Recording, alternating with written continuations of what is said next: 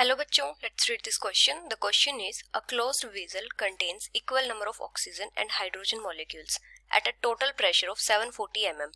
If oxygen is removed from the system, the pressure and the options are becomes half of 740 mm, remains unchanged, becomes 1/9 of 740 mm and becomes double of 740 mm. तो यहाँ पे हमारा की concept क्या होगा? अगर हम बात करें Dalton's law of partial pressures की, Dalton's law of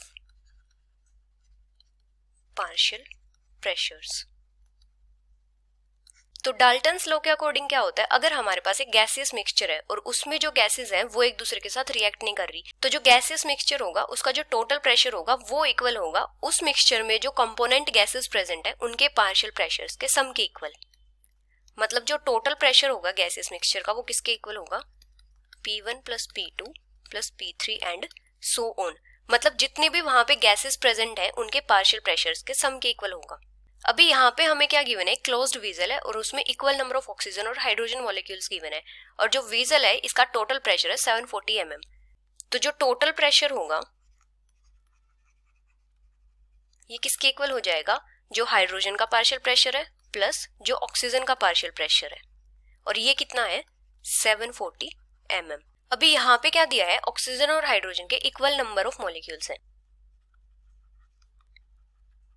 equal number of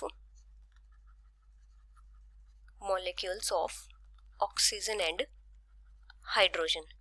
तो इसका मतलब क्या होगा? इनका जो पार्शियल प्रेशर होगा वो भी सेम होगा, both will have same partial pressure. तो यहाँ पे हम क्या लिख सकते हैं? Partial pressure of oxygen equals to partial pressure of hydrogen. तो यहाँ पे हमारे पास क्या हो जाएगा? जो टोटल प्रेशर होगा वो किसके इक्वल हो जाएगा?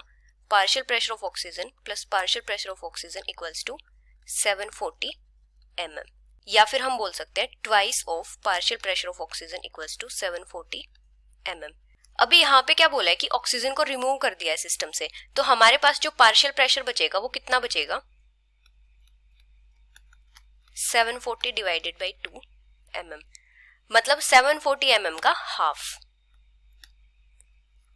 Of 740 mm.